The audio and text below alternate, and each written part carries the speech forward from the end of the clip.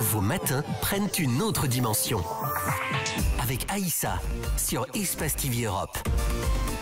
Nous sommes de retour donc pour vous raconter, vous le savez, ces belles histoires, des histoires d'échecs aussi. Ils sont entrepreneurs, ils sont auteurs, ils sont artistes et ils viennent nous parler de leurs différentes actualités dans cette émission Les Matins d'Aïssa sur Espace TV Europe. Le lien de la diaspora, merci de nous suivre via Free. C'est le canal 440, Orange 589 et Bouygues 721. Vous êtes également nombreux sur l'application d'Adafo Média. Merci de nous être fidèles. Une belle histoire avec laquelle nous allons commencer. Alain Kemfa qui est de passage à Paris dans le cadre de la promotion de ses actualités et de son dernier ouvrage, s'appelle Au-delà de Bimbia, le défi du vivre ensemble. Il est auteur, éditeur, conférencier, chercheur, coach en développement personnel et collectif, expert en écotourisme. Et il vient nous parler donc de cet ouvrage qu'il a présenté d'ailleurs au salon littéraire, au Festival des littératures africaines de Nantes il y a quelques jours.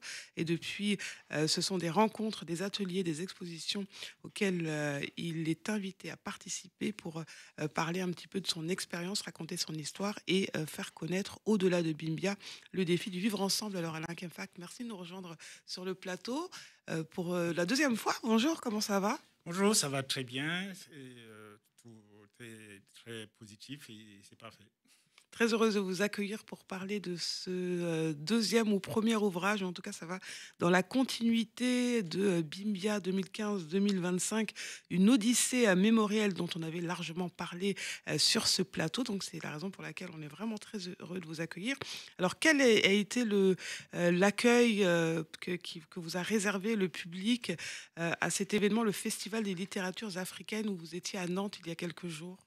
C'était un très bel accueil, c'était une très belle initiative que je découvrais parce que c'est la première fois que je vivais cet événement et de très belles rencontres d'auteurs venus de toutes les régions, un public très intéressé et très intéressant aussi. Donc on a eu de très beaux échanges et de très belles perspectives d'avenir à développer. Alors, vous étiez venu nous présenter il y a quelques mois Bimbia, une odyssée mémorielle 2015-2025, 10 ans de réconciliation avec l'histoire. C'est une réflexion sur l'esclavage et ses conséquences sur le travail de mémoire et également la transmission et bien au-delà de cela. Alors là, vous êtes de retour avec cet ouvrage Au-delà de Bimbia qu'on va voir à l'écran, Le défi du vivre ensemble. Alors, quel est le rapport entre ces deux ouvrages ? Parlez-nous-en un petit peu pour commencer. Alors, le lien entre les deux ouvrages est venu naturellement, et puis il est venu un peu comme par la force du destin aussi, parce que j'avoue que quand je fais le premier, je ne prévois pas de faire un second sur la même lignée. Oui. Donc, je fais le Bimbia, une odyssée mémorielle. Effectivement, c'est un voyage dans l'histoire, et je me rends compte que quand je travaille sur... quand je commence à faire les premiers échanges publics lors des dédicaces, lors des conférences, il y a des questions qui reviennent. Oui. Les retours des premiers lecteurs qui disent « Ah, c'était très intéressant, mais il y a des choses qu'on aurait préféré. Tu n'es pas allé au fond de certains sujets. On est resté un peu sur la fin de quelque chose. Donc, j'ai senti qu'effectivement, il y avait une attente. Souvent, on disait « Mais c'est quoi la suite? C'est quoi la suite ?» Et je me suis dit « Mais qu'est-ce qui s'est passé? Pourquoi est-ce que les gens me parlent de suite ?» Et il y a un événement imprévu qui me transporte en Afrique dans un événement qu'on appelle dans notre région les funérailles, Oui. qui n'ont rien à voir avec des funérailles telles que ça se passe ailleurs. C'est un événement où en fait on célèbre le passage des morts dans ce qu'on appelle ancêtres, pour les aider à devenir des véritables ancêtres. Donc il y a des rites, il y a une commémoration qui est faite avec des personnes dont on connaît la généalogie. Oui. Et ce qui fait que pendant que j'étais là, l'histoire des Africains américains m'a interpellé. Oui. Et donc ça m'a ramené dans mon odyssée mémorielle. Et j'ai vu le télescopage entre les deux événements. Moi, j'étais là pour célébrer un événement qui me portait à rendre hommage à des disparus que je connaissais, dont je connaissais les noms. Oui. Et de l'autre côté, je me rappelais que nos frères américains afrodescendants qui, eux, sont obligés de faire le même exercice, ne savent pas en fait à qui ils s'adressent, pour Ouais. qui ils le font. Et je me suis dit, à partir de là, j'ai vu tout le décalage qu'il pouvait y avoir entre la culture et la raison de toutes les incompréhensions que nous pouvons avoir quand on regarde quelqu'un faire un rite, de se rendre compte que nous faisons le même rythme, mais on trouve ça normal. Mais quand c'est fait par quelqu'un d'autre, ça paraît bizarre. Ouais. Et donc là, c'est comme un déclic. Je me suis dit, mais tiens, oui, il y a l'Odyssée mémorielle sur Bimbia, mais Bimbia finalement devient la source qui est la racine de ce qui explique beaucoup de choses que nous vivons aujourd'hui. Et c'est ça qui fait que j'ai rassemblé donc toutes les notes et tous les souvenirs, toutes les émotions pour cette deuxième étape qui nous ramène donc pleinement dans le présent. C'est-à-dire qu'il y a eu le regard, le voyage mémoriel dans le passé. Ouais. Et là, au-delà, on revient dans le présent. Et là, on se dit, oui, ce passé-là, voilà comment il impacte notre vie d'aujourd'hui. Et si on veut parler de vivre ensemble, parce que c'est un slogan aujourd'hui, il faut pouvoir être conscient de toutes ces réalités. Alors, vous avez eu d'ailleurs des visions, vous avez des visions ou des points de vue qui vont même au-delà, hein, on va dire, on va parler de transversalité, puisque dans la quatrième de couverture l'explique bien, que je vais la lire, enfin un petit extrait. À travers ses voyages et ses rencontres, des funérailles Bamileke dont vous parliez, aux rues de Washington, des plages de la Martinique aux collines du Cameroun, il révèle un paradoxe à trois voix, hein, l'Afrique avance parfois en rompant avec certaines traditions pour embrasser le progrès. La diaspora cherche avec intensité à renouer avec des racines qui lui échappent. L'Occident, héritier d'un passé esclavagiste et colonial qu'il peine encore à regarder en face, se débat aujourd'hui avec ses propres peurs. Peur de remplacement, peur de voir son identité remise en cause par la diversité et les migrations. Et donc ces trois dynamiques, souvent contradictoires, forment un triangle de tension, mais aussi de possibles réparations. C'est donc cet espace fragile que peut s'inventer un nouveau récit collectif capable de réconcilier mémoire et avenir, ce qui explique bien en fait votre démarche et votre point de vue. Alors justement, quelle est votre définition à vous du vivre ensemble à la CAFAC? Alors pour moi, vivre ensemble, c'est déjà se pouvoir être en harmonie. Et Ouais. être en harmonie, ça veut dire que vous avez un orchestre de musique, chacun joue d'un instrument différent, Ouais. mais ils se complètent. Et ils se complètent pourquoi? Parce qu'ils savent lire des notes, parce que chacun maîtrise son instrument à lui et connaît son instrument, et il sait que quand moi je joue à ça, l'autre, il va me répondre de telle façon. Donc il faut que je connaisse mon instrument et que je puisse comprendre l'autre. Donc on établit des codes qui nous permettent de communiquer. Il se trouve qu'aujourd'hui, on a laissé à la langue ce travail-là, mais la langue n'est qu'un support et le contenu qui est la culture devient problématique parce que cette culture-là, dans un cas, on a vu en parlant de l'approche triangulaire, on a ceux qui ont peur du remplacement sont les conservateurs et qui veulent garder leur culture intacte. Alors, on a une nature qui évolue, on a un monde qui évolue avec des métissages, et on se retrouve avec, plutôt que de comprendre l'autre et pour qu'on travaille en harmonie, on voudrait que l'autre nous ressemble, qu'il soit comme nous. Et pourtant, je dis, c'est quand même pas un Africain qui a dit que mon frère, quand tu diffères de moi, tu m'enrichis. Tu ne m'appauvris pas, tu m'enrichis. Mais comment est-ce qu'on a oublié cela pour qu'aujourd'hui, ça devienne un obstacle de voir la différence de l'autre, d'accepter la différence de l'autre? Et donc, c'est un peu, aujourd'hui, le vivre ensemble, pour moi, c'est ne pas chercher à faire qu'on soit uniformisé, ce n'est pas aplanir toutes les couleurs pour que ce soit du gris ou du blanc ou du noir, c'est tout simplement arriver à faire qu'il y ait un nuancier, qu'il y en ait qui soient un peu plus gris, un peu plus du blanc au noir, qu'on ait des différents degrés de couleurs et qu'on les voit et que cela donne c'est ce que d'ailleurs Mandela appelait la nation arc-en-ciel. C'est ça le vivre ensemble, accepter les différentes couleurs, les différentes cultures, mais il faut les connaître. Et c'est là tout le défi. Parce qu'on est aujourd'hui formaté par une école qui nous apprend, qui nous oriente vers une pensée unique. Alors que parallèlement, on a les réseaux, on a un développement technologique, on a des frontières qui se brisent, qui font que on peut aujourd'hui se documenter sur des cultures, même du fin fond d'un village africain. Oui. On peut se connecter et savoir ce qui se passe ailleurs. Donc, vous voyez que si on ne fait pas attention à cela, le vivre ensemble devient très difficile parce que là, les gens sont dans l'auto-formation. C'est-à-dire que il ne faut pas oublier qu'on est dans un monde aussi où le complotisme se développe. Oui. Donc, ce qui veut dire qu'un enfant à qui on n'a pas appris ses origines, à qui on n'a pas appris sa culture, du jour au lendemain, il se réveille, il dit « Ok, moi, je suis... » Allez hop, je vais dire peut-être... je suis kémite. Mais il ne sait pas vraiment ce que c'est. Ça veut dire. Voilà, il dit « Je suis kémite. » Oui, l'Égypte, les grands pharaons. Et c'est quelque chose que j'ai rencontré et qui est légitime chez les Africains américains ou chez les Afro-ascendants de ce qu'on appelle la diaspora historique, parce que eux, ils se sont retrouvés dans une situation d'esclavagisme ou d'esclavagisation qui Oui. fait qu'ils avaient besoin de prouver qu'ils sont descendants d'une grande civilisation. Mais un Africain qui a grandi en sachant d'où il vient, il n'a pas besoin de revendiquer qu'il descend d'une grande civilisation. Il devrait faire ce que a fait dire à la grande royale Cheikh Hamidou Khan dans l'aventure ambiguë. Oui. Qu'est-ce qui fait que, oui, nous sommes une grande civilisation, mais qu'est-ce qui fait que l'autre, qui n'avait pas raison, nous est dominé? Quand vous irez à leur école, allez apprendre à comprendre pourquoi ils nous ont dominés alors qu'ils n'avaient pas raison. Mais nous sommes allés à l'école, on a oublié pourquoi on était allé à l'école. Et c'est ça le défi de vivre ensemble, c'est de pouvoir être capable, comme disait encore Senghor, c'est de dire quand on arrive au carrefour du donner et du recevoir, qu'on ait quelque chose à donner. Mais si on ne connaît pas sa culture, donc on n'aura rien à donner.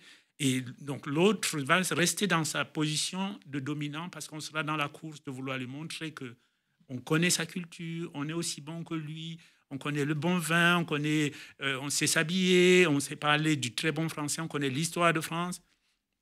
Mais ce n'est pas ça qu'il attend de nous.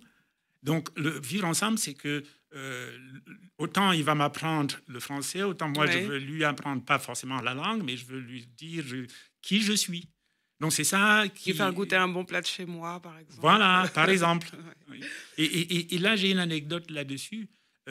Moi, mon africanité s'est réveillée. J'étais à l'époque en train de faire mes cours du côté de la Sorbonne.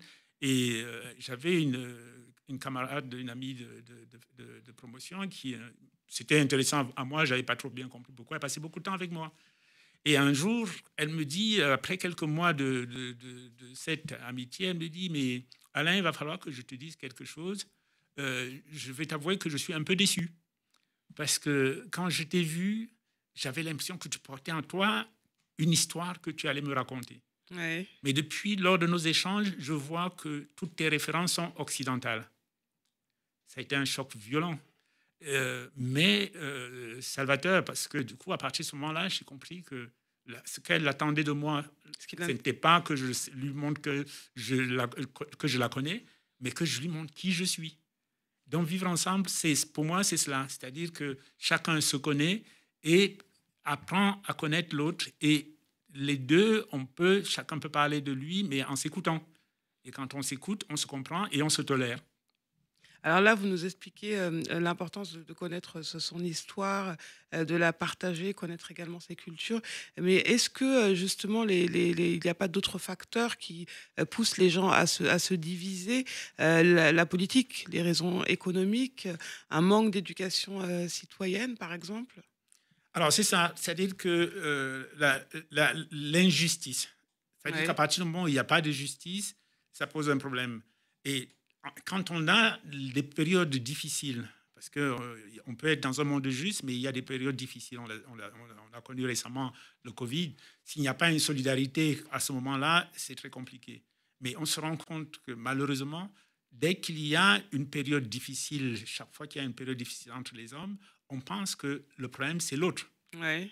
On pense que s'il y a un produit qui devient rare, on se bat parce qu'on se dit il faut se l'approprier. Personne ne se dit, bon, ben, comme c'est rare, on va voir comment on va se le partager. Donc, il y a cette injustice-là. Il y a l'individualisme qui fait qu'on a de moins en moins envie de partager. Et donc, chacun veut avoir pour lui. Et il veut le garder. C'est ça cet ego les égos qui deviennent démesurés. Oui. Donc, il y a tous ces facteurs-là qui viennent compliquer la tâche de vivre ensemble. Parce que si on a un ego qui est démesuré, ça veut dire que tout de suite, on n'a pas de considération pour l'autre. On n'a pas une attitude fraternelle avec l'autre, puisqu'on sent qu'on est au-dessus de l'autre. Et ça amène ces fameuses politiques suprémacistes etc. que l'on peut vivre aujourd'hui. Donc, il y a tout un tas de raisons qui font qu'on puisse ne pas être là. Mais ça part toujours de la même racine, c'est-à-dire que c'est l'éducation qu'on a eue, Oui. qui a été portée par le regard qu'on avait de peuples dominants et de peuples dominés, Oui. et du fait que certains devaient apporter la civilisation à d'autres. Et c'est parce qu'on a pensé donc que les autres n'avaient pas de civilisation. Donc on revient à l'idée qu'il faut maintenant montrer qu'on a une civilisation, mais pour la montrer, ce n'est pas juste la brandir comme un drapeau, c'est la comprendre soi-même. Parce que quand on la comprend, on peut apporter quelque chose aux autres. Alors justement, dans cette continuité, en parlant de la question politique, est-ce qu'elle nous divise? On connaît le tribalisme dans certaines régions d'Afrique. Et est-ce que, selon vous, puisqu'on sait aussi que l'Afrique est un peu le berceau du vivre ensemble, hein, l'un des berceaux du vivre ensemble, la solidarité, le partage, ce sont des valeurs qui existent depuis la nuit des temps sur le continent africain. Alors comment expliquer justement tous ces problèmes de division, de tribalisme, de la peur des autres peuples? Alors c'est ça, j'en parle aussi dans le livre. La stratégie des dominants a toujours été de diviser. Parce qu'une fois qu'on a divisé, on contrôle mieux et on s'assure qu'on on va garder son pouvoir. Et c'est ce qui s'est passé avec la colonisation. On a coupé les frontières, envoyant des familles dans un pays, dans l'autre. Ouais. Là, je vais aller en Mauritanie et Sénégal, parce que je vais aller dans le sud de la Mauritanie, on va traverser le fleuve, on sera au Sénégal, mais en fait, des deux côtés du fleuve, c'est les mêmes populations qui sont là. Les uns sont sénégalais, les autres sont mauritaniens. Ça, c'est la colonisation. Mais quand vous remontez un peu plus loin, lors de l'esclavage, vous verrez que la première des choses qu'ils faisaient les esclavagistes, c'était que quand ils avaient pris des personnes, ils les mélangeaient. Ils ne gardaient pas les Camerounais entre eux, les Congolais entre eux, les Sénégalais entre eux. Ils les mélangeaient. Et souvent même, donc, on prenait le père de la famille, on les séparait pour qu'ils ne puissent pas communiquer, pour qu'ils ne puissent pas créer une solidarité. Donc, la stratégie du dominant est de briser la solidarité. Quand j'étais petit, on parlait de la légendaire solidarité africaine. Mais qu'est-ce qui se passe aujourd'hui? Le tribalisme, effectivement, a pris le dessus. Mais il a pris le dessus. Ce n'est pas dans le véritable quotidien des populations. Il n'est exacerbé qu'au moment où il y a une élection qui approche.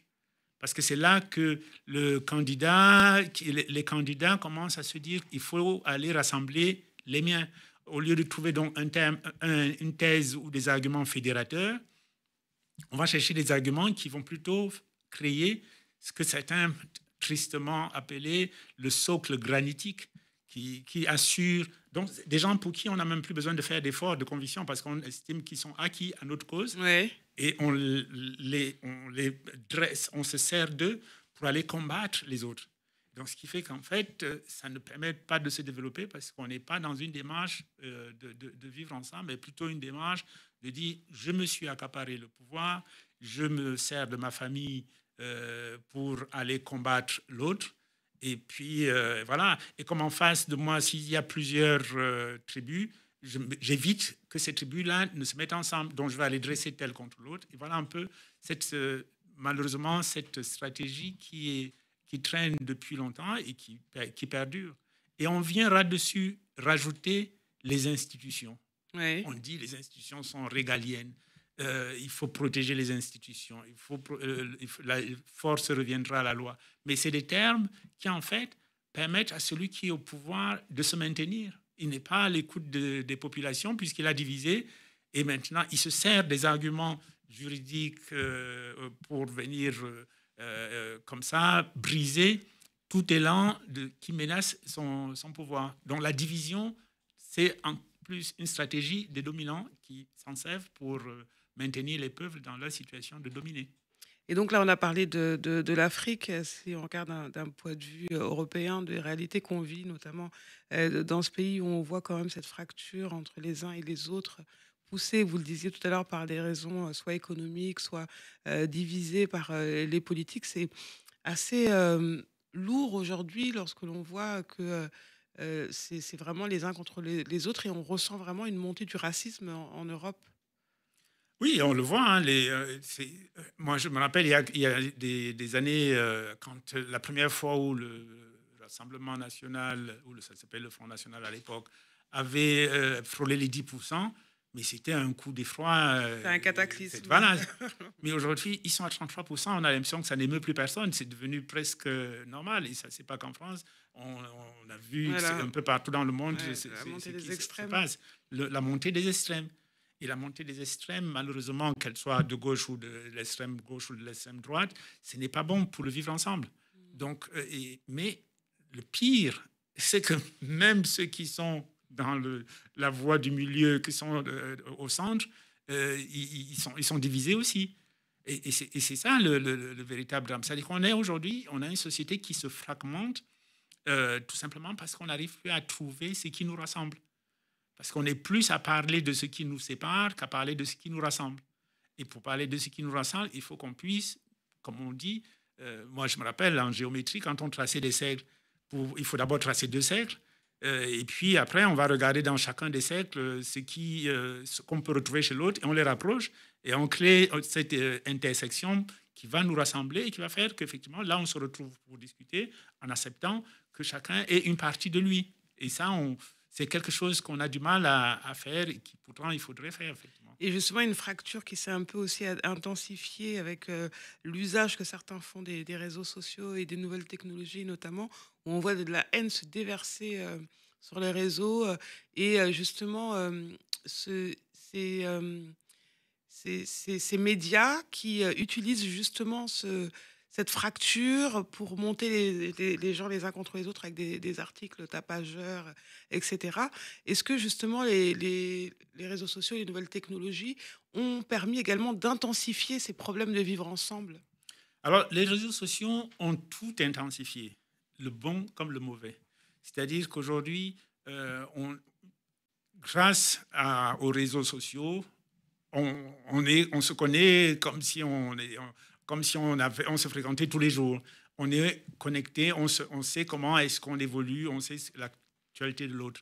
Mais malheureusement, à cause des réseaux sociaux, pour le coup, on peut s'insulter facilement.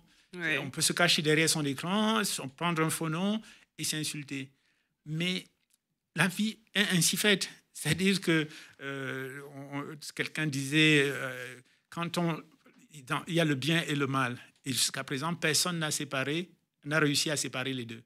Les Asiatiques ont le yin et yang, on voit bien le noir et le blanc qui s'emboîtent et qui sont inséparables. Et on a dit, chaque fois qu'on a voulu faire l'ange, on a fait la bête. Donc ça veut dire que l'être humain est comme ça. Il ne faut pas condamner les réseaux sociaux, il faut tout simplement arriver à comprendre les réseaux sociaux, faire que en face de ceux qui se servent des réseaux sociaux pour insulter ou pour je ne sais pas trop quoi, harceler, qu'on ait aussi des outils, qu'on ait une régulation, et c'est là le rôle de l'État, qu'on ait un gendarme qui effectivement peut punir, c'est en train de progresser là-dessus, Ouais. mais aussi que ceux qui ont quelque chose de bon s'en servent, parce que le gros drame des réseaux sociaux, c'est que beaucoup disent « Oh, moi, je veux pas être sur les réseaux sociaux, c'est négatif et ça rend le lien social. » Non, aujourd'hui, ça rend des choses possibles. Il ne faut pas laisser les réseaux sociaux aux mains, faire que ceux qui s'en servent pour le mal soient dominants. Il faut qu'effectivement, en face, il y ait suffisamment aussi de bonnes âmes qui partagent l'amour et le vivre ensemble sur les réseaux sociaux. Donc, c'est quelque chose qui est bien. Il ne faut pas chercher effectivement à voir que le mauvais côté, parce que rien, depuis que le monde existe, ne peut exister sans ses points négatifs. Alors, j'ai vu sur vos réseaux sociaux justement que c'est une lectrice qui est venu à votre rencontre au Festival des littératures africaines de Nantes, qui vous posait la question de savoir la réussite justement du bon vivre ensemble, est-ce encore possible? Et la question que je vous pose, c'est est-ce encore possible et comment y arriver? Alors, elle est possible, et c'est d'ailleurs ce qui aujourd'hui ouvre une perspective. Là, pour ne pas s'arrêter au niveau des livres, en fait, quand j'ai fini d'écrire le livre et que j'ai commencé, je me suis dit, mais en fait, ce livre-là, c'est tout simplement le support d'une campagne. Donc, il ne faut pas penser juste parler du livre, mais parler réellement du défi de vivre ensemble, de le dérouler. Ouais. Donc, ce qui fait qu'en fait, mes dédicaces, là, c'est en réalité une campagne pour le vivre ensemble. Ce n'est pas une campagne pour la promotion d'un livre, c'est une campagne pour le vivre ensemble. Et là, on parle de vivre ensemble, comme on le fait là. Et plus on en parle, plus on se rend compte que des personnes disent « oui, ça m'intéresse ». Moi, j'ai sur les salons que je fais, après, les gens, quand ils ont lu, ils reviennent me dire « oui, ça m'a donné envie de m'intéresser à la question ». Donc, on voit que ça redonne de l'espoir. Il faut toujours qu'il y ait de l'espoir. Et après, il faut y croire. Et puis, il faut des acteurs. Donc, aujourd'hui, l'idée, c'est que des personnes se mobilisent, s'approprient cela, sortent de l'idée de vivre ensemble comme slogan pour rentrer dans comment est-ce qu'on vit ensemble. Qu'est-ce que j'apporte? Et donc là-dessus, on a, comme je disais, on a des arguments qui existent. Hein, en partant de Nelson Mandela, il y a des personnes comme les acteurs, des artistes comme Fela Ramson ou comme d'autres qui nous donnent du contenu. Et il y a des lectures comme celle de Senghor avec le donner et de recevoir. Donc, il y a des choses à faire et on peut voir que ça peut être très, très intéressant. Hier, j'avais l'occasion de faire une visite du Paris Noir et on parlait de la rencontre des intellectuels à la Sorbonne dans les années 50. C'était la famille Diop, c'était Jean-Paul Sartre, c'était des Nord-Américains, des Africains. Donc, il y a des choses il faut qu'on ait, qu'on ait un idéal, qu'on ait envie de le faire. C'est ça, envie, et qu'on passe à l'action. Donc, ce n'est pas juste parler d'un livre, mais c'est de se dire, OK, moi, comment est-ce que je rentre dans cette campagne? Qu'est-ce que j'apporte? Et là, aujourd'hui, je vous remercie encore parce qu'en me recevant, vous contribuez déjà à rendre cela possible. Alors vous dites justement, ce livre n'apporte pas toutes les réponses, mais il ouvre le dialogue, donc le dialogue important et cette campagne qui continue. Quels sont les prochains événements, les prochains ateliers, les prochains temps forts que vous allez animer pour parler justement de ce vivre ensemble qui vous tient autant à cœur, Alain Quinfac? Alors là, il y a des dates qui sont en train de se caler et c'est très enthousiasmant parce que là, depuis, plus on échange, plus effectivement des personnes qui au départ ne se sentaient pas concernées commencent à se dire, mais tiens, oui, c'est vrai, on peut. Et donc là, il y a une entreprise qui est dans l'immobilier qui nous accueille dans ses locaux à Quimper le 5 novembre. Donc on a une journée Vivre Ensemble le 5 novembre avec des activités différentes à Quimper dans le 29. Et après Quimper, ce sera Reims, où je serai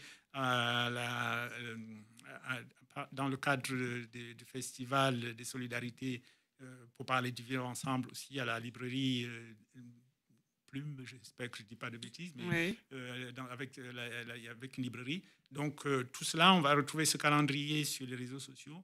Et ça va déjà même beaucoup plus loin parce que j'ai été contacté par des personnes résidentes au Canada qui voudraient qu'on puisse se retrouver au Canada au mois de février 2026, puisque ça correspond à l'histoire des Noirs d'Amérique, donc février 2026 pour une série de conférences. Donc là, il y a des personnes qui sont en train de s'approprier de cette histoire-là. Et en dernière partie de ce livre-là, j'ai publié en annexe les retours des personnes qui ont lu le premier livre et qui viennent d'un peu partout. Et je vois qu'effectivement, ça a consolidé cette approche. Donc, vivre ensemble, c'est possible. À partir du moment où chacun se l'approprie, à partir du moment où chacun exprime effectivement cette envie de voir cela se réaliser. Donc, c'est nourrir l'espoir et puis recroire à la solidarité. Est-ce qu'il y a eu d'ailleurs des avancées dans cette envie, dans cette quête et dans ce travail mémoriel de vouloir réhabiliter un peu ce site historique de Bimbia et de le faire connaître? Est-ce que les autorités, depuis, ont compris l'importance de se dire que ce site, enfin, essayer de le réhabiliter ou en tout cas de l'améliorer ou d'accompagner en fait cela? Est-ce qu'il y a eu des avancées? Ben, malheureusement, non. Ouais. Et l'actualité camerounaise aujourd'hui n'est pas très réjouissante du tout. Donc, je pense que pour l'instant, Bimbia est loin d'être le souci. Mais dès que les choses vont se clarifier, je pense que Bimbia va être un levier déterminant pour. Ça fera partie des leviers à activer pour pouvoir redonner l'espoir aux jeunes. Et parce que ça va être un outil qui pourrait être un élément de réconciliation très puissant.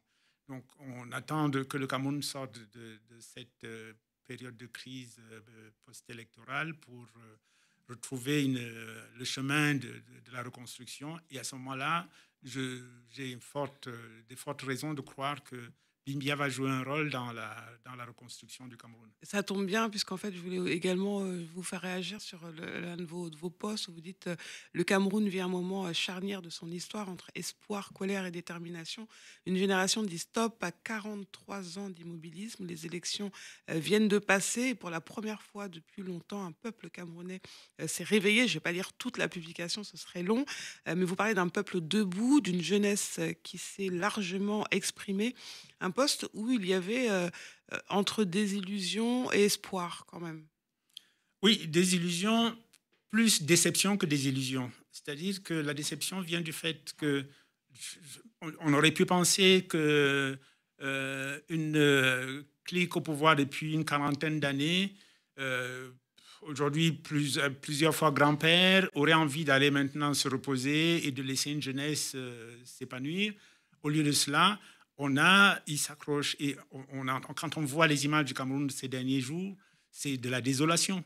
Et ce qu'on a vu monter en puissance, que j'ai vu monter en puissance, c'était le désespoir de la jeunesse. Ouais. Et on a essayé de les diviser par le tribalisme, par la corruption. Mais on a D'ailleurs, vu cette photo que vous avez publiée sur voilà. votre... Et on a vu la détermination. Quand on voit ce jeune homme qui voit les gendarmes et qui court vers eux, moi j'ai connu des scènes pareilles dans les années 90. Nous, on était plutôt en train de fuir. Et les jeunes aujourd'hui sont désespérés. Et le fait qu'ils se soient maintenant mobilisés de telle façon qu'on ne puisse plus parler de tribu, parce que c'est ça c'est l'échec du tribalisme qu'on vit en ce moment. Ouais. C'est-à-dire qu'on a réussi par le tribalisme à en éliminer un parce qu'on pensait que c'était le plus dangereux des candidats.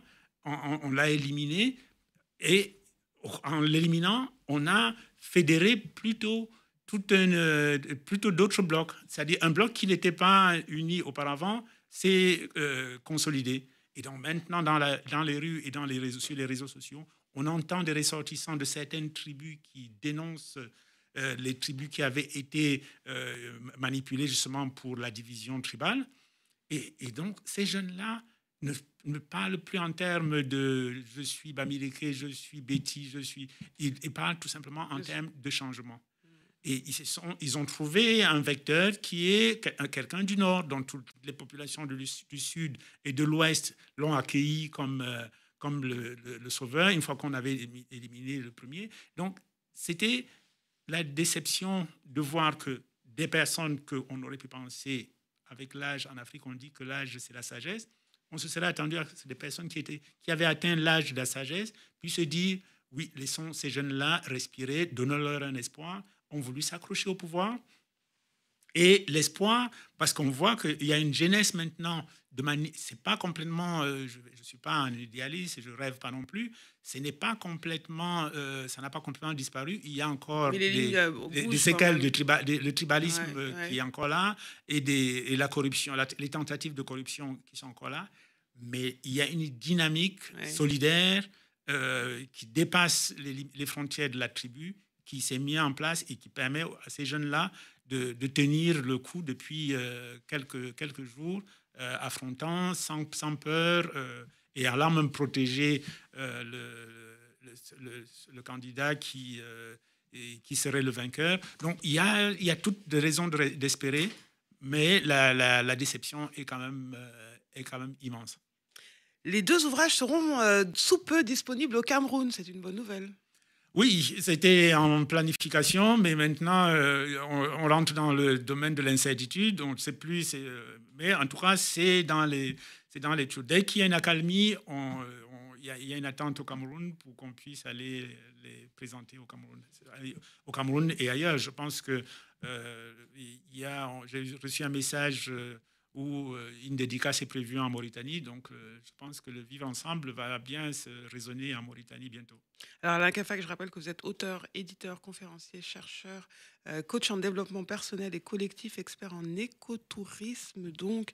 Et on rappelle, l'actualité, c'est au-delà de Bimbia, le défi du vivre ensemble, que vous pouvez vous procurer sur Internet, sur Amazon, partout, c'est ça? Oui, sur Amazon, notamment. Est-ce qu'on a tout dit, Alain Caffac? Alors, on a presque tout dit, sauf que je réalise plus j'avance dans cette odyssée que, en fait, il y aura, maintenant je peux le dire, avant, quand j'ai écrit le premier, je ne savais pas qu'il y en avait un deuxième, mais maintenant j'ai la ferme conviction qu'il y en aura un troisième, oui, et que ça fera une trilogie. Symboliquement, ça parle, ça a du sens. Et parce que là, il y avait l'Odyssée mémorielle qui ramenait un peu sur le passé. Le défi de vivre ensemble, c'est le présent. Et le futur aussi. Et donc, c'est surtout le présent. Et le troisième livre, effectivement, va parler des perspectives. Donc, on est dans une dynamique qui est très passionnante. Merci d'être venu partager tout ça avec nous ce matin dans les matins d'Aïssa. Prochaine invitée dans quelques minutes. On se retrouve juste après ceci. Vos matins prennent une autre dimension. Avec Aïssa sur Espace TV Europe. Vos matins prennent une autre dimension. Avec Aïssa sur Espace TV Europe. En direct, toujours dans les matins d'Aïssa qui vous raconte ces belles histoires d'entrepreneurs, d'artistes, de personnes inspirées par l'Afrique. Et oui, c'est toujours le fil rouge de ces belles histoires que nous vous racontons, des parcours d'échecs, des parcours de réussite, des parcours de résilience. Ils sont originaires du continent africain, ils sont nés en France, issus de la diaspora, et ils viennent se raconter à ce micro. Et c'est toujours avec beaucoup de bonheur. Après Alain Caffac, nous accueillons une femme entrepreneur ivoirienne, experte en organisation professionnelle et formatrice dans les métiers de l'assistanat, fondatrice de Massi, mon assistant en Côte d'Ivoire, mais aussi de Novice Coworking. Ce sont deux structures complémentaires de services de l'entrepreneuriat et de la professionnalisation administrative en Côte d'Ivoire. Merci de nous rejoindre, Edje Anouman Kakou, c'est ça, je viens prononcer. Oui, c'est ça. Comment exactement. ça va, Edje? Bonjour. Bonjour Aïssa, je vais très très bien. Merci beaucoup pour l'invitation. Je suis très heureuse d'être là avec vous. Le plaisir est partagé. Je suis très heureuse de t'accueillir, puisque ça fait quelques années qu'on se suit, que je suis un peu ta trajectoire, notamment via les réseaux sociaux. Alors c'est vrai que je me souvenais que tu es une ripate. Bon, là, on est au milieu de ton histoire, mais on va commencer à défiler. Tu as vécu, entrepris ici en France, originaire de la Côte d'Ivoire. Donc, et puis un jour, tu as décidé de retourner en terre africaine. Je dis en terre africaine parce que ta première destination, ce n'était pas la Côte d'Ivoire, pour continuer d'entreprendre. Alors, dis-nous un petit peu, à l'ère où c'est un peu à la mode d'être ripate et de quitter l'Europe, la diaspora pour aller s'enraciner, entreprendre, investir sur le continent africain. Quel a été le déclic? Pourquoi tu as décidé de retourner au pays, Edje?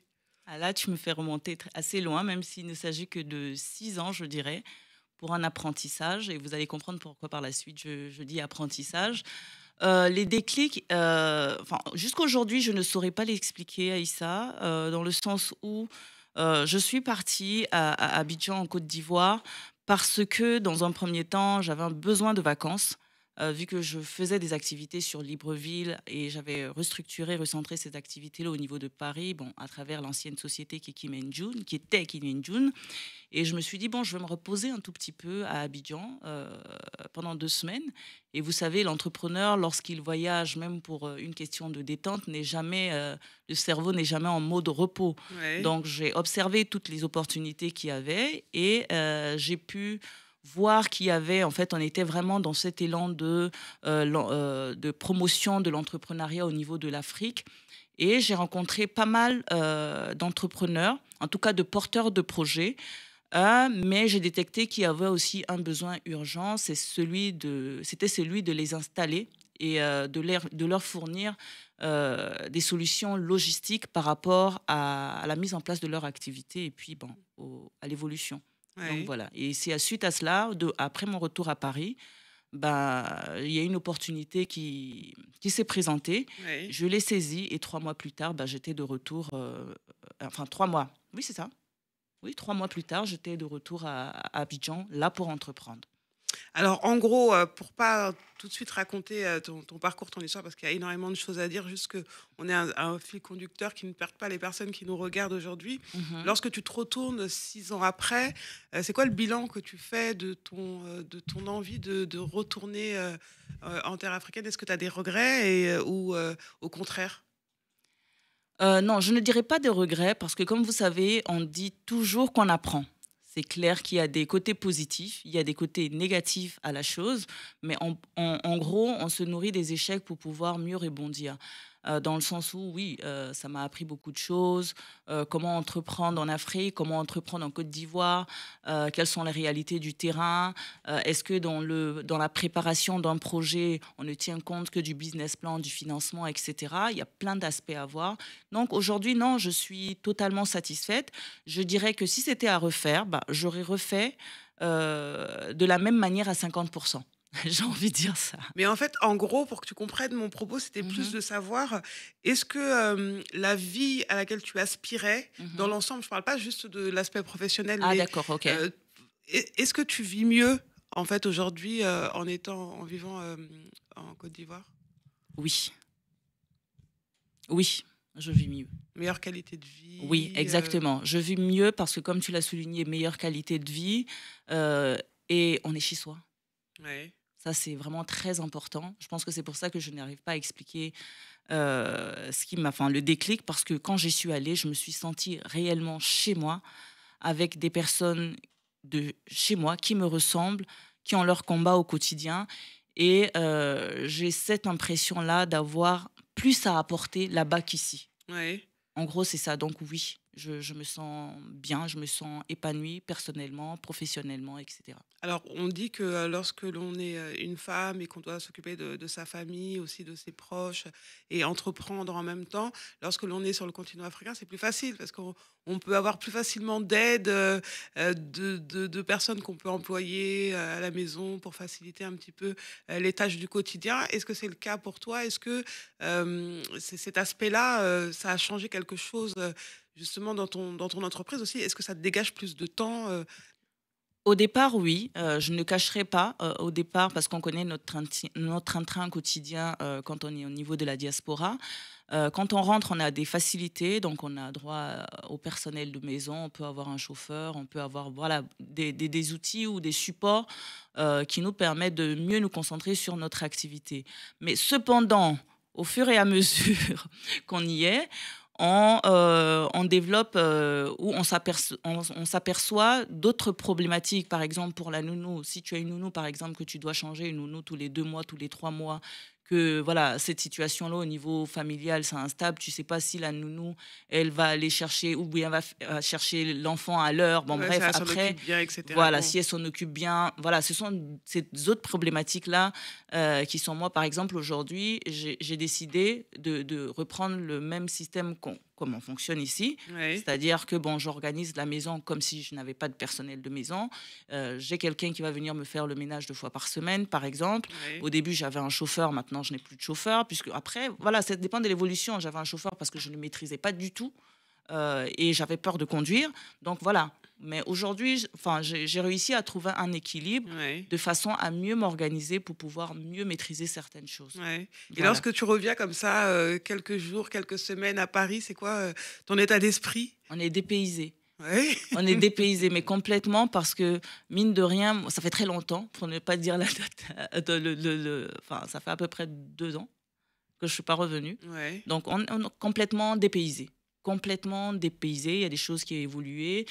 Et bon, je n'ai pas envie de dire que si, un point de vue technologie, dans les trucs du quotidien, on est un peu en retard. Donc, quand on arrive ici, non, mais vraiment dépaysé, comme la carte Navigo qui ne fonctionne plus de la même façon. Ouais, Tu vois, il y a plus de petits tickets trucs comme carton, ça, voilà. ouais. Des petits trucs comme ça. Non, on est dépaysé. Et non, mais sinon, ça fait énormément de bien aussi de venir, de se connecter, de se reconnecter aux personnes, parce que j'étais très investie au sein de la communauté de la diaspora avant de Ouais. partir. Ouais. Donc, ça permet de vous revoir des personnes, leur avancement, on discute, on s'échange des données, ça te permet... Bon, voilà, non, c'est très intéressant. Alors, l'aventure, on peut dire qu'elle a plus ou moins commencé, en tout cas celle de l'entrepreneuriat sur le continent en 2019 à travers un premier espace de coworking. C'était le tout premier. Tu venais révolutionner un petit peu ce monde de l'organisation, de l'entrepreneuriat. Justement, au fur et à mesure des années, d'autres entrepreneurs ont suivi la voie et ont ouvert d'autres espaces. Tu nous racontes un petit peu le début de l'installation de MyAdresse en Côte d'Ivoire? Oui, en fait, non. J'étais dans un élan vraiment de, comme tu dis, je viens révolutionner, etc. Mais ça a fonctionné dans le sens où, à force de sensibiliser pendant quand même 1 an et de travail acharné, Oui. ça a fonctionné. Les Ivoiriens, en tout cas, ont adopté ce nouveau mode et ce nouveau concept de travail. On a, on va dire, réinstauré ce fait-là d'apprendre à travailler ensemble, de partager les charges, d'optimiser, de suivre les étapes de l'entrepreneuriat. Quand je parle de suivre les étapes de l'entrepreneuriat, c'est que je j'investis pas tout dans le même temps, parce que, en même temps, parce que l'entrepreneur africain, c'est, en fait, on constate qu'il aime beaucoup le paraître. Donc, je suis DG, il faut que j'ai voilà, le grand truc, le grand bureau, un bureau à moi tout seul, etc. Ça, c'est vraiment quelque chose qui m'a changé, parce que quand on est porteur de projet, il faut avoir différentes étapes. Et Ouais. l'espace de coworking apprend justement à qui le veut et qui souhaite optimiser, maîtriser ses coûts pour une entreprise pérenne. Et franchement, ça a fonctionné au bout de 2-3 ans, et je peux dire aujourd'hui que l'entreprise se porte bien, même si je n'y suis plus depuis 2 ans. Alors, il y avait des espaces donc un espace de coworking avec différents espaces pour les conférences, des bureaux Mhm. personnels, des bureaux pour le B2B, etc., etc. Exactement. Donc, du coup, ça s'est arrêté. Mhm. Tu as décidé en 2023 de retenter l'aventure autrement. En gros, sans rentrer dans l'histoire, quels Mhm. sont les problèmes que tu as rencontrés? Parce que c'est important également, on parle de réussite, c'est bien de parler d'échecs. Justement, tu disais que c'était un échec qui t'a réussi à avoir une autre vision Mhm. et que tu as appris de cet échec. Mhm. À quoi tu as été confronté en gros? Bah, on parle souvent des problèmes d'association. Donc, ça n'a pas fonctionné, c'est juste ça. Ça n'a pas fonctionné. Et donc, du coup, pour ne pas laisser tomber quelque chose que j'avais déjà très bien commencé, Oui. ben, je me suis ressaisie avec beaucoup de résilience. Ben, j'en ai ouvert un autre, tout simplement. Donc, moi, ce que je conseille aux personnes qui souhaitent entreprendre en Afrique, c'est de ne pas oublier les codes, même si, comme je disais tout à l'heure, on rentre, on est chez nous, on est en famille, mais il ne faut pas avoir cette naïveté-là de se dire que les choses vont fonctionner. Bon, voilà, parce qu'on en Afrique autrement. Il faut garder tout ce qui est process, tout ce qui est rigueur. Oui. Malheureusement ou heureusement, la parole n'a plus de valeur de nos jours. Donc, juridiquement, il faut bien s'accompagner, etc. Parce que quand on entend des histoires, on se dit que ça n'arrive qu'aux autres, mais on n'est pas à l'abri. On Oui. n'est pas à l'abri. Donc, L'aspect voilà. juridique est Ouais, important, très, très, très ficeler tous les important. documents administratifs. Très important au niveau du personnel également. Voilà, il faut s'entourer, on ne cessera jamais de le dire, des bonnes personnes, etc. Alors, depuis, tu t'es réinventé justement au vu de ces expériences, faire autrement, faire mieux à travers Novice Coworking. Il y a également la partie Massy Intérim, Massy, mon assistant Côte d'Ivoire. Donc, du coup, le business a évolué parce que tu proposes d'autres services. Donc, du coup, cette expérience avec MyAdresse, c'est le fait que ça a changé et que ça s'est pas vraiment bien passé, ça t'a ouvert d'autres portes, Edier, on peut le dire comme ça. Oui, mais aujourd'hui, je dirais que, en fait, c'est la vision. La vision, elle était déjà là, de ce que je fais même à travers Massy. Sauf que je continue cette vision à travers une autre marque, qui est Massy, tout simplement. Parce que Massy se positionne, c'est l'entité de la société. Novice Coworking, c'est un produit de Massy, de mon assistant Côte d'Ivoire. Et le nom est bien choisi parce que moi, je suis de formation assistante de direction à la base, avec quand même pas mal d'années d'expérience, d'expertise auprès de plusieurs Dirigeant de entrepreneurs, société. dirigeants, enfin bon, bref. Et donc, c'est ma personne, entre guillemets, c'est mon expertise que j'offre en fait sur un périmètre assez large. Oui. Donc, dans la partie Novice Coworking, pour revenir au coworking, donc on va apporter tout ce qui est accompagnement logistique aux entrepreneurs. Maintenant, dans la partie Massy Intérim, là, on va s'occuper de la réinsertion parce que le cheminement, il est le suivant. On arrive, on crée une entreprise. Quand on finit de créer l'entreprise, c'est-à-dire quand je finis de les accompagner, ils créent leur structure, elle est existante, elle est légalisée. La première, Tout le volet administratif. voilà, D'accord. passer tout le volet administratif. La première chose, c'est qu'un entrepreneur, il a besoin d'une assistante, une secrétaire, ce que tu veux, pour l'accompagner, parce qu'il n'est pas forcément adepte de tout ce qui est administratif. Des fois, il veut se concentrer, il doit se concentrer sur la vision, etc. Donc, il me demande une assistante. Donc, qui de mieux, je dirais, sans vouloir me vanter, que moi, pour leur mettre à disposition une assistante ou une secrétaire qualifiée, puisque dans mes entreprises, je mets un point d'honneur sur tout ce qui est accueil.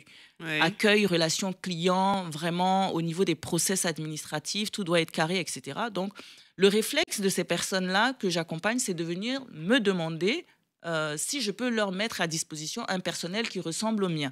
Donc, dans le développement, dans le processus, j'ai commencé à le faire. Et après, j'ai commencé à l'étendre à une échelle beaucoup plus large, dans le sens où j'ai eu la chance, je vais dire ça comme ça, d'exercer même auprès d'un ministre au pays. Donc, j'ai pu côtoyer aussi le secteur administratif. J'ai pu côtoyer des secrétaires, des assistants, des DIRCAB, etc. Donc, tu prends un peu dans ton carnet d'adresses. Voilà. Donc, du coup, j'ai vu ce qui se passe et j'ai détecté aussi les failles, que ce soit dans le secteur privé ou dans le secteur public. Donc, à un moment donné, je me suis dit, bon, là, il y a une niche. Il y a une niche et je ne comprends pas pourquoi. Aussi, ça, c'est un autre constat. Les secrétaires et les assistantes qui font tant de boulot, et un boulot remarquable, même si c'est dans l'ombre, sont aussi mal payés. Parce que ça reste un sujet. Ça reste un sujet. Donc, je me suis autoproclamée, si vous voulez, avocate des secrétaires et des assistants. Mais en même temps, je suis entrepreneur, je suis avocate aussi des entrepreneurs. Donc, voilà, j'essaie de couper la poire en deux, de trouver un bon équilibre, un juste équilibre. D'expliquer par exemple à l'entrepreneur qui veut chercher une assistante, ou d'accord, je vais t'en trouver une, mais il va falloir que tu la payes suffisamment. Exactement, tu as tout compris. T'as tout compris. Surtout quand tu tombes en plus sur un bon élément, il faut mettre les outils, les moyens et le financement à disposition pour que ce bon élément-là reste. Si tu as quelqu'un qui n'est pas forcément du métier, quand il arrive, il faut penser à former. Et en termes de recrutement aussi, attention, tu ne vas pas recruter ta petite nièce qui n'a pas de travail. Qui n'a pas de compétences. Non, parce que c'est un métier. Donc, soit tu t'adresses, après, en général, non, la société n'évolue pas, voilà, on a besoin de financement. Mais en fait, le problème, dans certains cas, parce que je ne vais pas généraliser, se trouve aussi notamment au point de la structure, du professionnalisme de la société. Et qui de mieux qu'une assistante ou une secrétaire opérationnelle pour mener à bien ce projet-là dans la vision du créateur d'entreprise. Ouais. Donc, en fait, c'est tout ce que cette activité englobe. Donc, tu es devenue chasseur de tête, formatrice, tout. médiatrice auprès des entrepreneurs. Tant que ça doit être professionnel, je suis là. Hein? Tant que ça doit être très corporate, très professionnel, très rigoureux, je suis là. C'est pour ça que tu verras sur le Massy, le logo de Massy, mon assistant en Côte d'Ivoire, il y a la marque du professionnalisme. C'est-à-dire que moi-même, je me mets une pression de telle sorte que quand mes équipes arrivent, elles savent qu'elles n'ont pas droit à l'erreur. Parce qu'on est en train de construire une marque, c'est la marque du professionnalisme. À travers notre professionnalisme, on impacte également sur les sociétés qu'on accompagne. Ouais. En gros, c'est ça. Et du coup, le pari est réussi et c'est tout un écosystème que tu as mis en place autour de tes deux sociétés et toutes ces activités. Et c'est quoi les retours des clients? C'est quoi les retours des secrétaires que tu accompagnes? On te dit quoi en général? Dieu merci, les retours sont positifs. Je ne vais pas dire qu'il n'y a pas de retour négatif, mais en même temps, c'est souvent de la mauvaise foi, je dirais, des personnes. Soit les personnes, elles ne comprennent pas, par exemple, qu'il faut payer pour avoir une prestation de service telle que le placement, et normalement qui coûte très cher. Et moi, comme j'ai toujours un volet social dans tout ce que je fais, donc j'essaie de réduire les coûts parce que ma vision au niveau de Massy intérim et formation, c'est vraiment de revaloriser les métiers de l'assistanat en Côte d'Ivoire, en Afrique de l'Ouest et pourquoi pas partout en Afrique. Donc, c'est vraiment cette mission-là que je suis. Donc, il faut aller pas à pas. On connaît les réalités, comme je dis encore une fois. Au niveau de l'investissement, les gens ne sont pas prêts, que ce soit au niveau de la formation, même de la part des particuliers et des personnes même qui sont en recherche d'emploi. Ils ne comprennent pas, en fait. On a l'impression qu'ils ont du mal à payer pour quelque chose qui n'est pas palpable. Ouais, d'accord. On ne saisit pas que, enfin, quand je dis on se comprend tout au long de cette présentation-là, que je ne généralise pas, mais dans la majorité des cas. C'est ce que tu vis en même temps. Dans la majorité des cas. Donc, vraiment, il y a un travail de sensibilisation pour vous dire que même, pour pouvoir, comment dirais-je, mieux sensibiliser, je suis sur TikTok maintenant. Et ça vraiment... J'ai été surprise de savoir que voilà, ça a un écho en fait. Oui, ça a un écho. Ça parle, un écho, mais assez formidable et avec beaucoup d'humilité. On demande aux entrepreneurs d'être humbles et là, j'ai pu tester que vraiment l'humilité, l'accessibilité permet aux jeunes de venir vers vous, et vous comprenez mieux. Parce que même avant de lancer mes volets de formation, j'ai fait une étude de marché, mais vraiment poussée, où je suis allée voir toutes les différentes écoles qui proposaient dans cette spécialité-là, exactement, pour voir comment ils fonctionnent. J'ai parlé aux élèves, j'ai fait des conférences, histoire de pouvoir mieux peaufiner le programme que j'allais mettre en place. Comprendre la demande, etc., les réalités. Exactement. Donc, c'est à travers... Bon, donc, ça fait son petit bout de chemin pour répondre à ta question. Et on se porte plutôt bien et il y a de belles perspectives d'évolution. On attendait juste que ce qui devait se passer se passe et puis maintenant on continue. Ça va aller, on va continuer. Alors Massy, mon assistant Côte d'Ivoire, première agence ivoirienne spécialisée dans les métiers de l'assistanat et du support administratif, avec différentes missions. Quelles sont les missions pour qu'on puisse bien comprendre? Les missions de Massy? Les missions de Massy, sur le premier volet, on est une agence spécialisée dans les métiers de l'assistanat en Côte d'Ivoire, dans le sens où on va faire du recrutement, du placement. Nos recrutements, on a pu constater que les gens ne sont pas très habitués à ces méthodes de recrutement-là, mais pour faire court, pour ne pas donner aussi le process...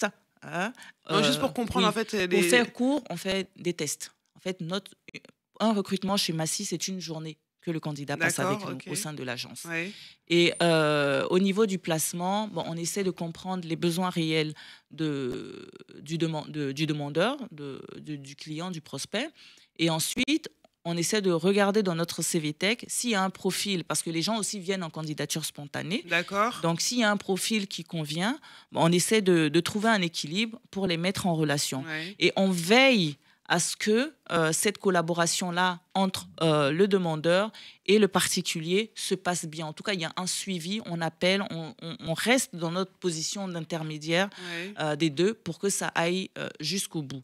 Et de l'autre côté aussi, on met une pression aux particuliers, aux candidats, de telle sorte qu'ils se comportent bien parce qu'il est ambassadeur quelque part de notre marque à travers ce client. Et ben, ça se passe comme ça au niveau de Massy Intérim. Maintenant, au niveau de la formation, ben, c'est tout un programme qui a été mis en place sur les métiers de l'assistanat. Pourquoi je dis les métiers de l'assistanat? Parce que pour moi, une assistante, enfin, comme je dis, je suis passionnée, c'est l'un des plus beaux métiers au monde. Parce que c'est un métier qui englobe pas mal de compétences. Nous sommes des couteaux suisses. Une secrétaire, une assistante, c'est un couteau suisse. Moi, aujourd'hui, je sais faire tout ce que je sais faire parce que j'ai assisté beaucoup de directeurs, un ministre, comme je l'ai dit, et des entrepreneurs, etc. Il y a un peu on tout, il y a de la tout. conciergerie, Il y a tout. Il y a de l'accueil, il y a de la rédaction, il y a de l'organisation. Tu deviens wedding planner, du marketing, tu deviens event planner, tu deviens communicant, tu deviens marketeur. Enfin, voilà, c'est un métier complet. Donc, j'ai divisé ce programme-là en modules par rapport, c'est comme si tu avais plusieurs ingrédients et par rapport à ton projet professionnel, parce que je fais aussi du coaching, par rapport à ton projet professionnel, on voit ensemble ce qui peut t'intéresser au sein de l'agence en termes de formation et on s'applique là-dessus pour pouvoir t'accompagner, pour que tu puisses atteindre tes objectifs. Et ce qui est intéressant chez nous, c'est qu'en fait, il y a je le dis avec beaucoup de sourire et de satisfaction en même temps, de confiance, parce que ce qui est génial, c'est qu'en fait, celles qui m'accompagnent, elles arrivent en tant qu'apprenantes, apprenantes, et après, elles transmettent. D'accord, ok. Donc, moi, j'ai appris.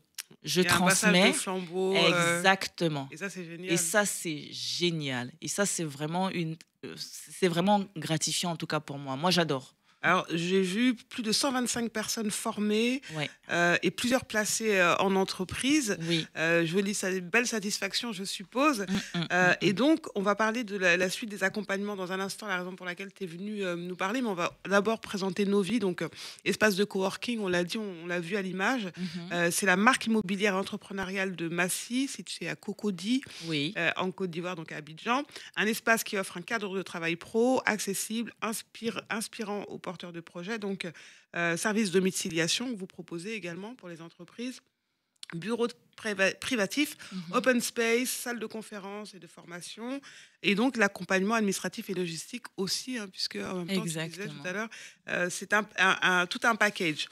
Alors maintenant, tu es venu nous parler, tu es ici à Paris pour te reposer sûrement, pour la famille aussi, mais aussi pour continuer d'entreprendre, puisque tu proposes maintenant des accompagnements aux personnes de la diaspora qui ont des projets d'entreprendre en Afrique et notamment en Côte d'Ivoire, c'est ça? Exactement. Tu veux les accompagner, enfin tu peux les accompagner. Exactement. Et il y a une véritable demande. Alors parle-nous de ce nouveau projet, Edier. Bon, en fait, ce nouveau projet, il n'est pas aussi nouveau que ça, parce qu'en fait, je me suis rendu compte que je ne communiquais pas assez là-dessus. Parce qu'en termes de stratégie, quand tu présentes beaucoup d'offres, on se demande, mais au final, elle fait tout, mais au final, on ne retient rien. Donc, je me suis dit, bon, je suis à Paris pour quelques temps, c'est peut-être l'occasion de me reconnecter avec ma diaspora et d'expliquer que... Et comme tu as entrepris justement, là, on revient un petit peu avant en diaspora, les gens te connaissent dans l'écosystème. Oui, donc du coup, c'était un moyen pour moi de dire aux gens, écoutez, pour faire plus simple, je suis rentrée, vous avez suivi mon parcours, je suis épanouie, mais c'est un long parcours, c'est un chemin du combattant. Et comme je dis, on n'échoue pas réellement puisqu'on apprend au fur et à mesure. Donc, peut-être que si j'avais eu quelqu'un avant de partir, lors d'un coaching, peut-être que ça m'aurait évité pas mal de choses. Et je me serais mieux préparée psychologiquement et logistiquement parlant. Et voilà, les choses auraient été beaucoup plus faciles. Mais on est dans le si. Mais ce qui est, c'est qu'aujourd'hui, je suis là. Je dis aux gens que si vous souhaitez investir en Côte d'Ivoire, je peux vous accompagner dans le sens où tout ce que vous allez vivre, en tout cas dans sa grande majorité, dans sa globalité, je l'ai vécu. Je suis venue en tant qu'éclaireur. Je l'ai fait, je me suis cassé la gueule, mais je n'ai pas envie que vous vous cassiez la gueule. Donc je serai votre béquille. Je serai votre béquille, voilà. Et puis donc, et puis pour une installation, en fait, j'ai tout ce qu'il faut à une personne pour pouvoir s'installer sereinement en Côte d'Ivoire en termes de logistique. Donc, la personne n'a pas à se faire des soucis. Et si c'est pour l'accompagner au niveau de la famille même, moi aussi, je suis rentrée avec ma famille. Enfin, je suis rentrée avec mes enfants. Ouais. Donc, ce volet-là aussi, on va dire que je maîtrise. Donc, voilà. C'est vrai que vraiment l'erreur qu'on fait lorsque l'on se projette, on se dit, ah bah demain je retourne en Afrique. c'est ça. On y va d'un coup d'un seul et puis on C'est ça. pense que C'est ça. ça va être facile alors qu'il faut se réadapter. C'est pas C'est la ça, même c'est ça. manière Et la de- construction d'un réseau n'est pas simple en fonction des personnalités. Ouais, Parce qu'il y a des personnes qui osent, ouais, et il y a des personnes qui osent moins, et il y a des personnes qui sont de nature timide, ouais. donc qui ont besoin d'être boostées, qui ont besoin... Donc c'est pour dire que c'est quelque chose que je fais déjà. J'ai accompagné déjà des personnes, mais je ne communique pas là-dessus. Donc là, comme je suis là, je dis à tout le monde, si vous voulez venir, c'est même pas si vous voulez venir, venez. Venez, il y a beaucoup de choses à faire, il y a beaucoup d'opportunités, mais sauf qu'il faut rester concentré et tenir compte de certaines balises qui peuvent Certaines être présentes. réalités. Voilà, qu'on Sans ne voit citer pas de toujours. noms, que ce soit les entrepreneurs ou les entreprises, dis-nous des idées de personnes ou de projets que tu as accompagnés de RIPAT. Bon, donc là, comme ça, le dernier projet que j'ai accompagné, c'est une dame d'une trentaine d'années Ouais. qui avait un travail très bien payé ici, Ouais. mais qui venait d'avoir un enfant, mais au point de vue équilibre mental, enfin, qui sentait que sa santé mentale en prenait un coup. Donc, elle est venue en Côte d'Ivoire, un peu comme moi, pour des vacances, pour se reposer, mais rien que le fait d'avoir des supports, comme tu disais tout à l'heure, au niveau de la famille, etc., Ouais. elle était prête à tout abandonner ici pour aller en Afrique, surtout que en fait, le père de l'enfant, elle était plus avec. Donc, c'était vraiment beaucoup de choses en même temps. Donc, j'ai pu la coacher à travers son installation. Et aujourd'hui, elle travaille dans une grande société. Ouais. C'est vrai que elle ne touche pas au point de vue salaire ce qu'elle touchait ici, mais aujourd'hui, elle est très, très épanouie. Et c'est là encore ma satisfaction. Le fait d'accompagner les gens, de sentir que je sers à quelque chose, enfin, je me répète un peu, de savoir que je sers à quelque chose Tu as et que évité la j'impacte dépression, le burn-out. exactement positivement dans la vie des gens et que son enfant aussi est épanoui. J'ai envie de dire, pardon, il ne sent même pas, quand ils viennent à Paris, elle sent que l'enfant a envie de repartir. Donc, tu as apporté un équilibre mentale et professionnelle, parce qu'elle s'y plaît bien aussi professionnellement parlant. Ouais. Elle se fait de nouveaux contacts, un nouveau réseau. Elle évolue crescendo en fonction de la stratégie qu'on a mis en place et elle se sent bien. En fait, elle est à Abidjan, mais maintenant elle accompagne son DG un peu partout, donc ça permet aussi de sortir du cadre. Elle est polyglotte, donc de parler aussi ces langues. L'autre côté, ils s'en aperçoivent, donc il y a même des facilités qu'elle n'a pas demandé, qu'elle réussit à obtenir. Donc, c'est ce genre d'accompagnement-là. Et il y a une autre aussi qui souhaite mettre un projet de soins à domicile Oui, que j'accompagne, qui est infirmière ici, d'accord. que j'accompagne sur le projet. Et le projet évolue également doucement. Ouais. Parce que vous savez que les services de proximité aux particuliers, aujourd'hui, ça marche terriblement à Il y a un Abidjan, ça boom. marche bien. Nous tous, on est adeptes, même ici, des fois, je dis, on ne peut pas appeler un service de livraison, on va venir nous livrer les choses, je n'ai pas envie de me déplacer. Alors que c'est quelque chose qu'on a maintenant facilement. Et on en profite. Donc, il y a sur ce projet-là, j'accompagne la dame. J'accompagne aussi un joueur de foot Ouais. qui souhaite investir, mais il ne sait pas trop. Quand on voit joueur de foot, on voit de l'argent. Donc, voilà, avec les réalités du terrain, voilà, il préfère faire confiance à quelqu'un Ouais. qui épouse et qui a certaines valeurs. J'ai envie de dire qu'on n'achète pas. Donc, voilà. Et puis, les projets suivent leur cours. C'est sur ce genre de projet-là que je suis, parce qu'en fait, je m'implique énormément dans le projet des gens, de façon naturelle. Donc, voilà. Ça fait partie de ton ADN aussi, Oui, la oui, transmission, le oui, partage. oui, oui, oui, oui, Et oui. tu aimes te sentir utile Exactement, aux Africains, à ta communauté, en fait. exactement. C'est quoi le message que tu as envie de donner, par exemple, à une personne qui a envie d'aller tenter l'aventure, d'aller entreprendre en Côte d'Ivoire? Qu'est-ce que tu dirais? Je dirais à ces personnes ou à cette personne, viens. Si tu sens vraiment que tu dois venir, viens.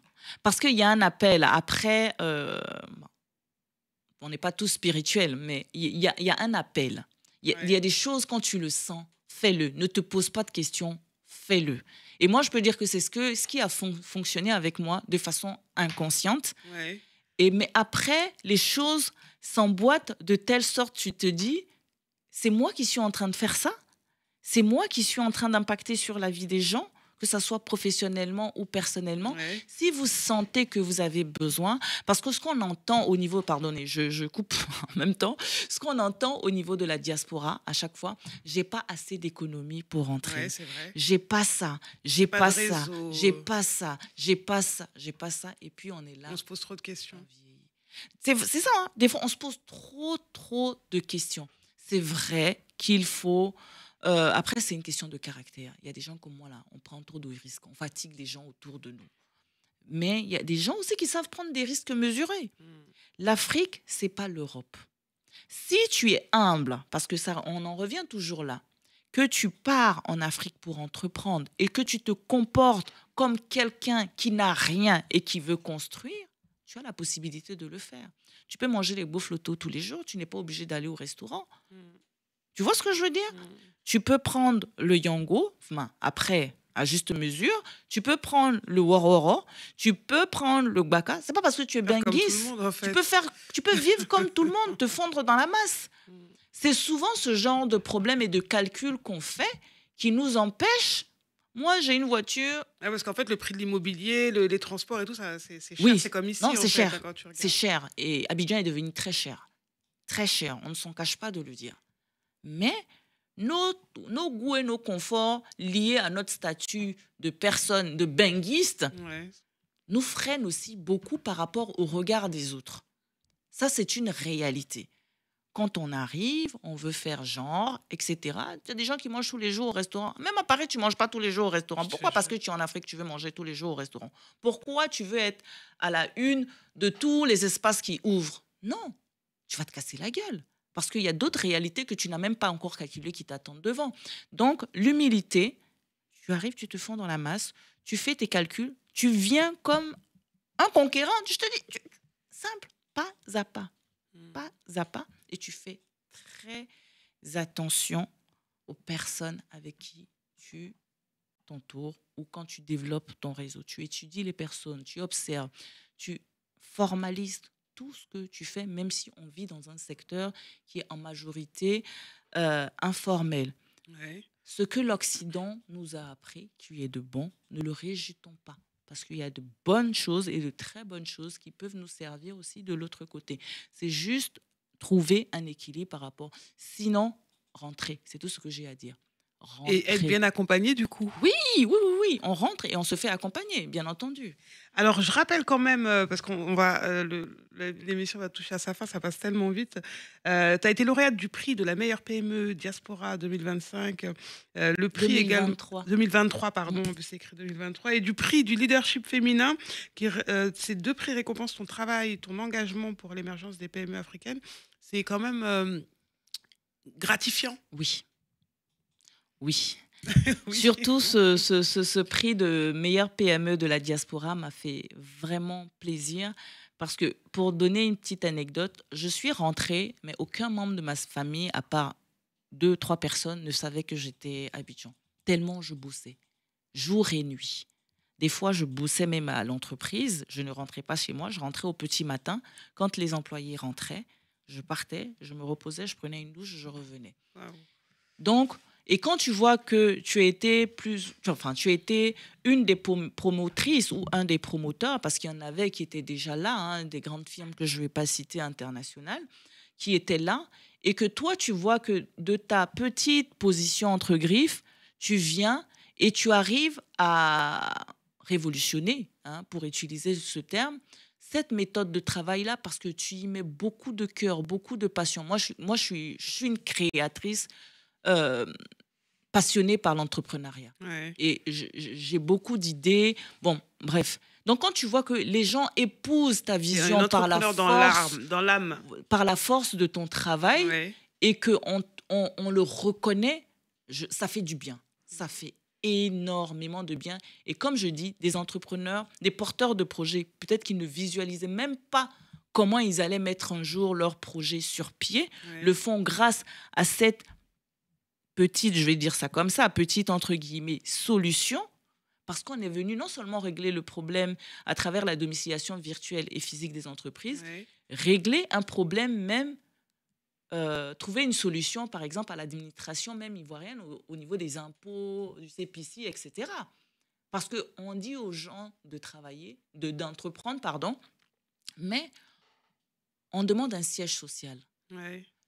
Le siège social, quand je suis arrivée en 2019, beaucoup de porteurs de projets, d'entrepreneurs ne savaient pas Qu'il en fallait ce un. que c'était. Ah oui.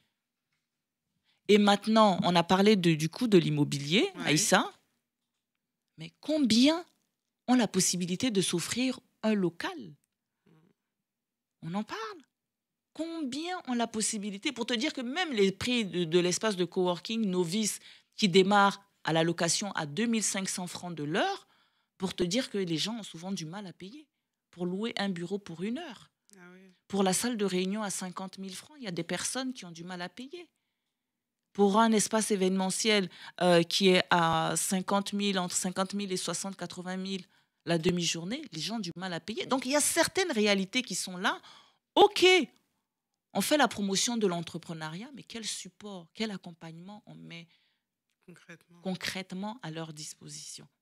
Donc, mais venez, tous ces problèmes-là, personne ne va les régler à notre place. C'est ça. Si on ne prend pas d'initiative, si on n'investit pas nous-mêmes dans un premier temps avant les grands financements. Venez, on va trouver des solutions. On va trouver des solutions. Ce sont nos problèmes, c'est nous qui vivons. Et quand il y a un problème, on trouve une solution. Donc, arrêtez de trop réfléchir. Rentrez une fois sur place. Comme on dit chez nous en Côte d'Ivoire, on est déjà né. C'est ça. On est déjà né. Malgré tout, on a une capacité de résilience. Et puis, les Ivoiriens sont créateurs, ils sont grouilleurs, créatifs dans l'âme.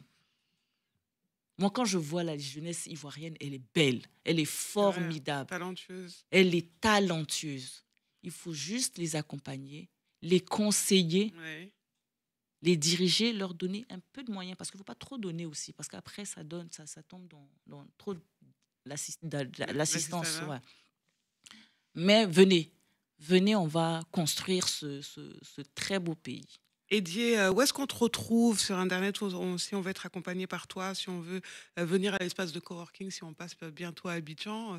Dis-nous tout, où est-ce qu'on te retrouve? J'ai envie de dire un peu partout sur le net, parce que même, maintenant, j'ai quand même une e-réputation, donc le fait de taper Edier Anouman Kakou, vous allez avoir différentes...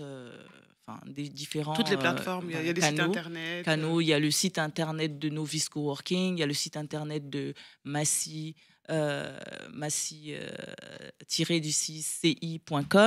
Il y a le site internet, on a TikTok, sur Facebook, je suis partout. Pour quelqu'un qui cherche, la personne va me trouver. En tout cas. C'est pas compliqué de me trouver. Donc voilà, et puis je suis très accessible. Ça vraiment, je fais du mieux que je peux. T'es restée la même en fait. Merci. Et c'est un plaisir de te voir t'épanouir comme ça. Merci, en Aïssa. Côte d'Ivoire. Grâce à Dieu. Tu avais l'idée et puis aujourd'hui c'est... Il faut passer à l'action. On a une idée, on regarde, on passe à l'action. Bravo, en tout cas. Merci d'être venu nous raconter Aïssa, ta belle histoire. Beaucoup. Bon vent à toi et à bientôt. Merci, à bientôt Aïssa. Vos matins prennent une autre dimension. Avec Aïssa sur Espace TV Europe.